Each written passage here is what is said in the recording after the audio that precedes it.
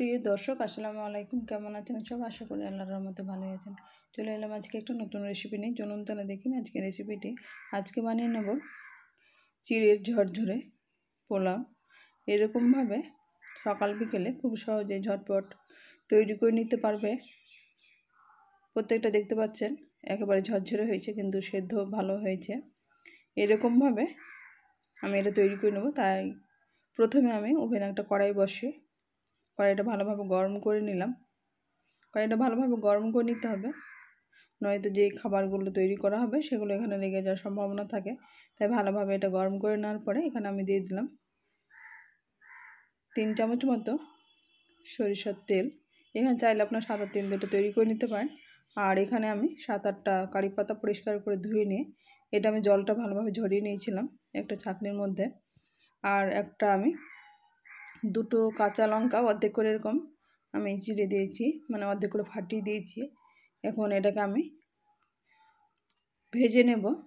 এখন দিয়ে দিলাম অল্প পরিমাণে, আমি এখানে সরিষার পরিমাণটা কম দিলাম। এখানে চাইলে আপনার সরিষার পরিমাণ একটু বেশি দিতে পারেন। আমার এটা সরিষাটা বেশি পছন্দের নয়, তাই আমি অল্প পরিমাণে দিয়েছি। এটা দিয়ে এখন কয়েক সেকেন্ড একটু ভেজে নেব। এখন কিন্তু আমি ফ্লেমটা কমিয়ে রেখেছিলাম। এখন একটু এখানে সবজি আমি কিছু ব্যবহার করব, তাই আমি প্রথমে দিয়ে দিচ্ছি ফুলকপি। এখানে একটা ফুলকপির টুকরো নিয়ে এরকম ছোটো ছোটো টুকরো করে কেটে নিয়েছি।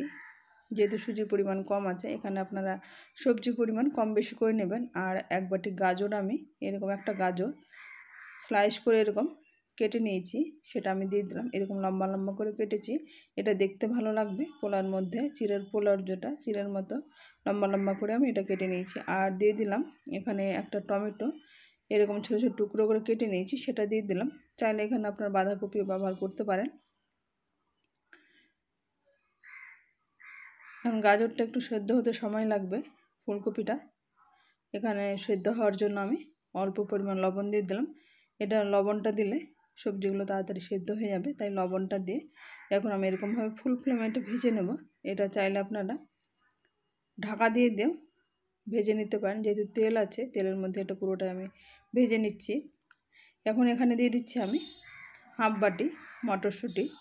এটা মটরশুঁটির সিজন যদি না থাকে, যেহেতু এখন শীতকালীন মটরশুঁটি পাওয়া যায় অ্যাভেলেবেল, আমি মটরশুঁটিটা এরকম দিয়ে দিলাম। এখন এখানে চিড়ে আমি 1 কাপ চিড়ে নিয়েছি, সেই চিড়েটা পরিষ্কার করে ধুয়ে নিয়েছি। এখানে ধুলোবালি থাকে, চিড়ের মধ্যে অনেক নোংরা থাকে, তাই আমি পরিষ্কার করে ধুয়ে নিয়েছি। এটা জলটা যতক্ষণ না পরিষ্কার হয়েছে ততক্ষণ আমি ধুয়ে নিই। আমি একটা ছাঁকনির মধ্যে এটা ছেঁকে রেখেছি যাতে জলটা ভালোভাবে নিংড়ে যায়। আর নিংড়াতে গিয়ে চিড়াটা কিন্তু একেবারে ঝরঝরে পারফেক্ট হয়ে গেছে। এখন এইদিকে সবজিটা কিন্তু এরকম মিডিয়াম ফ্লেম করে নিয়ে আমি সেদ্ধ করে নিয়েছি। আর এখানে আমি দিয়ে দিচ্ছি কিছু চীনাবাদাম।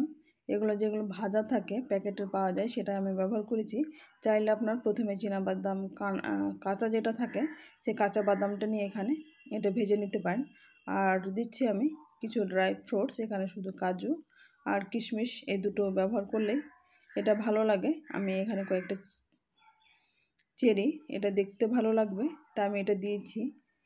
এখানে চাইলে আপনারা আরও সবজির পরিমাণ আর ড্রাই ফ্রুটসের পরিমাণ এখানে বাড়িয়ে নিতে পারেন।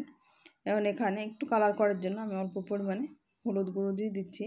চাইলে আপনারা শুকনো লঙ্কার গুঁড়ো ব্যবহার করতে পারেন। আমি এখানে যেহেতু কাঁচা লঙ্কা ব্যবহার করেছি তাই শুকনো লঙ্কা আর ব্যবহার করছি না। এখন সবগুলো সবজি এরকমভাবে নাড়তে হবে। কিশমিশটা এরকমভাবে ভাজা ভালোভাবে হয়ে গেছে, কিশমিশটা কিন্তু ভাজতে ভাজতে ফুলে গেছে। এখন যে চিড়েটা আছে সেই চিড়েটার মধ্যে আমি অল্প পরিমাণে লবণ দিয়ে মাখিয়ে রেখেছিলাম, সেই লবণটা কিন্তু ভালোভাবে চিড়ের মধ্যে টেনে নিয়েছি এবং ঝরঝরে হয়ে আছে, দেখে বুঝতে পারছেন। চিড়াটা কিন্তু জলটা পরিষ্কার করে ধুয়ে নিয়ে ছেঁকে নেওয়ার পরে যখন একেবারে জলটা ঝরে যাবে ছাঁকনির মধ্যে, তখন কিন্তু লবণটা মাখিয়ে নিতে হবে, তাহলে এখানে একেবারে ঝরঝরে হবে।